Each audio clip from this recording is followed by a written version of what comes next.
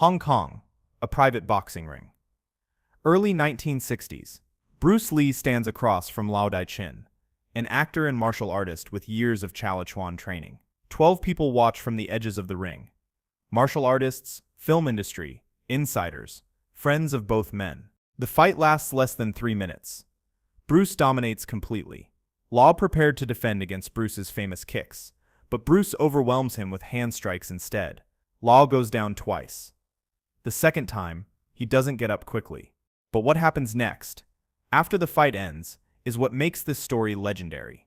Bruce pays for Lao's medical recovery, asks every witness in the room to keep the match secret.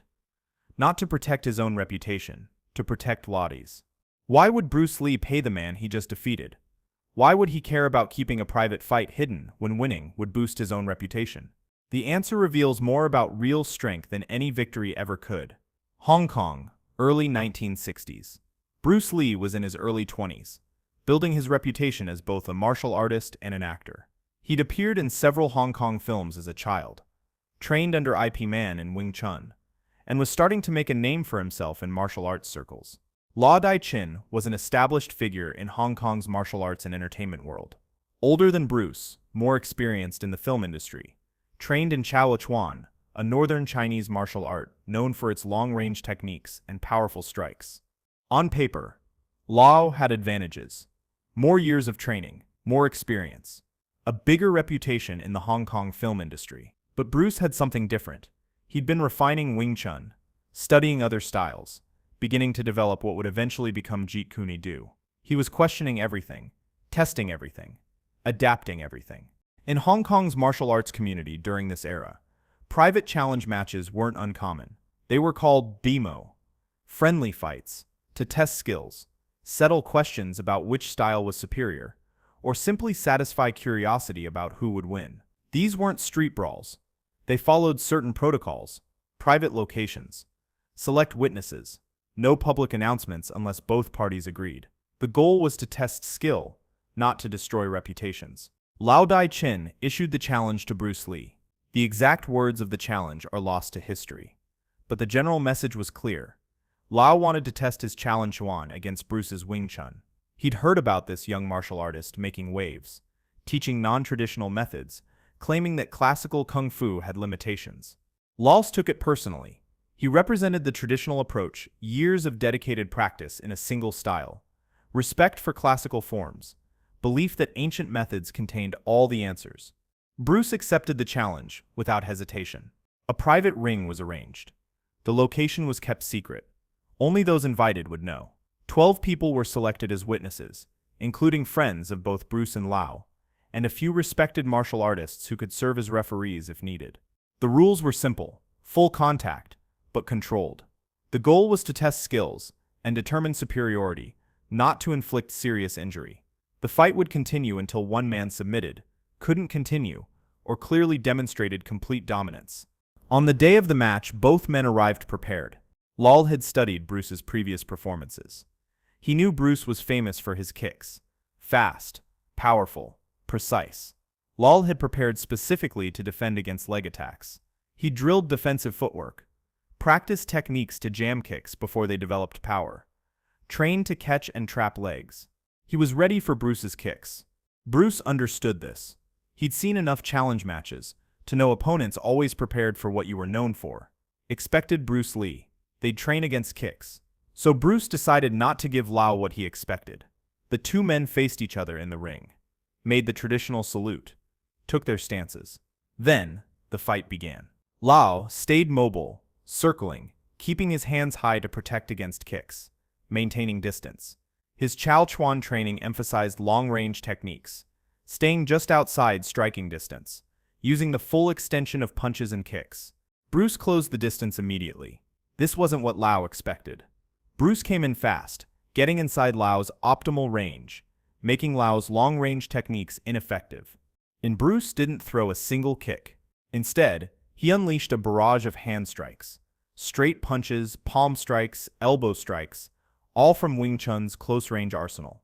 The attacks came from centerline, fast and direct, giving Lao no time to reset or create space. Lao tried to respond, threw punches, attempted to push Bruce away, But Bruce's trapping skills, Wing Chun's specialty, neutralized Lao's attempts to strike back.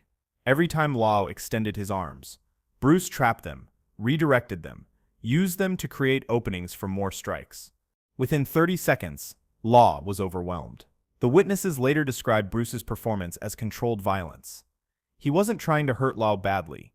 He pulled power on many strikes, but he was demonstrating complete dominance, showing Lao that he couldn't land, couldn't defend, couldn't control any aspect of the exchange.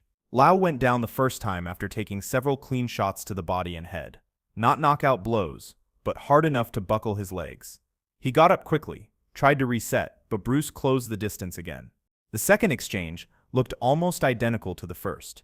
Bruce pressured forward, trapped Lau's defenses, landed combinations. Lau's Chachuan techniques required space and time. Bruce gave him neither. Lao went down a second time. This time he stayed on one knee longer, breathing hard, clearly shaken. The fight had lasted maybe 2.5 minutes. One of the witnesses stepped forward, about to call the match, but Bruce raised his hand, signaling wait. He approached Lao, extended his hand, helped him to his feet. "You're a skilled fighter," Bruce said. "Your Chao Chuan is good, but I adapted my approach to neutralize your strengths. That's not a failure in your training. It's just how real fighting works." Lao nodded, still catching his breath. He understood what had happened. He'd prepared for one Bruce Lee, the kicking specialist from demonstrations. He'd fought a different Bruce Lee, the adaptive strategist who attacked weaknesses. The witnesses began to discuss the match. Some praised Bruce's strategy. Others analyzed where Lao went wrong. This was normal after Beimo matches. Discussion, analysis, learning. But then something unusual happened. Bruce pulled Lao aside, away from the others. "You're hurt," Bruce said. It wasn't a question. He could see Lao favoring his ribs, moving his jaw carefully. "You need to see a doctor." "I'll manage," Lao said. "No," Bruce said. "I'm paying for it. Medical examination, whatever treatment you need." Lao looked confused. "Why? You won the fight." "Because I hit you," Bruce said simply. "I'm responsible for that, and because I respect that you had the courage to challenge me." This wasn't typical protocol for challenge matches. Usually each fighter handled their own injuries. The winner might help a defeated opponent save face socially, but financial assistance was uncommon. Bruce went further. He gathered the 12 witnesses together. "This fight stays private," Bruce said. "Lao is an actor. He has a career in films. If word spreads that I defeated him in a challenge match, it could hurt his reputation in the industry. Directors might see him as weak. He could lose roles." Some of the witnesses looked surprised. Winning a challenge match against a known martial artist was reputation gold. It proved your skills in real combat, not just demonstrations. Most fighters would want the story to spread. Bruce was doing the opposite. He was actively suppressing the story to protect the man he'd just beaten. "Lao challenged me honestly," Bruce continued. "He wanted to test his skills. That's admirable. He fought with courage. The outcome doesn't change that, but if this story gets out, people won't remember his courage. They'll just remember he lost. That's not fair to him." Bruce then made a request that became the most unusual part of the story. He asked Lao to continue training, to keep developing his Challenge Chuan, and if Lao ever wanted to test their skills again in the future, Bruce would accept. "This wasn't about destroying you," Bruce told Lao. "It was about learning. I learned from this fight too. I learned my adaptation strategy works. You'll learn from it and come back stronger. That's how martial arts should work." Bruce also paid Lao's medical expenses, which included treatment for bruised ribs and a swollen jaw, and made sure Lao could rest and recover without financial pressure. One of the witnesses, a friend close to Bruce, later recounted, "Bruce showed more character after the fight than during it. The fight proved he could win. What he did afterward proved something more important, that he understood martial arts isn't about humiliating opponents. It's about mutual growth." The witnesses kept their word. The fight remained secret during Bruce's lifetime. Only decades later, after both Bruce and Lao had passed away, did some witnesses share the story, and even then, details varied because memories had faded. But the core facts remained consistent. Across all accounts, Bruce dominated the fight completely. He prepared strategically, adapted his approach, and demonstrated clear superiority, and then he paid for his opponent's recovery and asked everyone to keep it secret to protect that opponent's career. Why? Bruce understood something fundamental about strength and reputation. Winning a fight proves you can beat one person on one day under specific circumstances. That's useful information, but it's limited. How you treat people, especially people you've defeated, reveals your actual character. Bruce could have let the story spread. His reputation would have grown. More students would have sought him out. But Lo's career might have suffered. Directors might have passed him over. Bruce decided his reputation gain wasn't worth another person's career loss. This decision reflected the philosophy that would later become central to Jeet Kune Do. Martial arts isn't about defeating others. It's about understanding yourself, adapting to reality, and acting with wisdom. Bruce wrote later in his notes, "Defeat is a state of mind. No one is defeated until they accept it. But if you humiliate someone in defeat, you create an enemy. If you respect them in defeat, you create a potential friend and training partner." This philosophy extended beyond Lao Dai Chin. When Bruce moved to the United States and began teaching martial arts, he remembered this lesson. He took care of his students, helped them financially when they struggled, looked out for their careers. When students challenged his authority or questioned his methods, Bruce didn't crush them to prove dominance. He explained his reasoning, demonstrated when necessary, but never humiliated them. His reputation as a teacher grew not just because he was skilled, but because students knew he cared about their growth more than his own ego. Years later in Hollywood, Bruce applied the same principle. He took care of stuntmen, paid them fairly, created good working conditions. One stuntman recalled, "Bruce would check if I was okay, buy me lunch, ask about my family. Most stars treated us like equipment. Bruce treated us like colleagues." This created loyalty. People wanted to work with him again. His kindness became part of his reputation, just as much as his martial arts skill. The Lao Dai Chin fight taught Bruce an important lesson. Real power includes the ability to protect the defeated. A truly strong person doesn't need to broadcast every victory, doesn't need to humiliate every opponent, can afford to be generous because their actual skill speaks for itself. Insecure people need to publicize every win, need everyone to know how tough they are, need to put others down to feel elevated. Secure people can win quietly, can protect others' dignity, can lift up the people they've defeated. Bruce Lee demonstrated this kind of strength that day in Hong Kong. The fight itself proved his martial arts skill. What he did afterward proved his character. So here's the question for you. When was the last time you had the power to hurt someone's reputation and chose not to?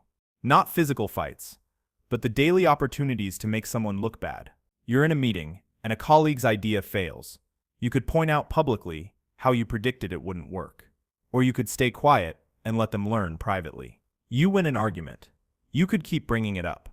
Or you could let it go. Someone challenges you online. You have a devastating response ready. Or you could DM them privately. Real strength is having the ability to destroy someone's reputation and choosing not to. Bruce could have made Law look foolish. Could have spread the story of how easily he won. Could have used the victory to establish dominance in Hong Kong's martial arts community. Instead, he paid medical bills and asked for silence. That's not weakness. That's understanding that your reputation doesn't require other people's humiliation. Think about the strongest people you know, not physically, but in character. They probably share this quality. They have the power to hurt others, but choose not to. They win arguments, but don't rub it in. They have information that could damage someone, but keep it private. They defeat opponents, but protect their dignity. That's the kind of strength Bruce demonstrated when he paid Lao Dai Chin's medical expenses and kept the fight secret. The martial arts world is full of stories about Bruce Lee's victories.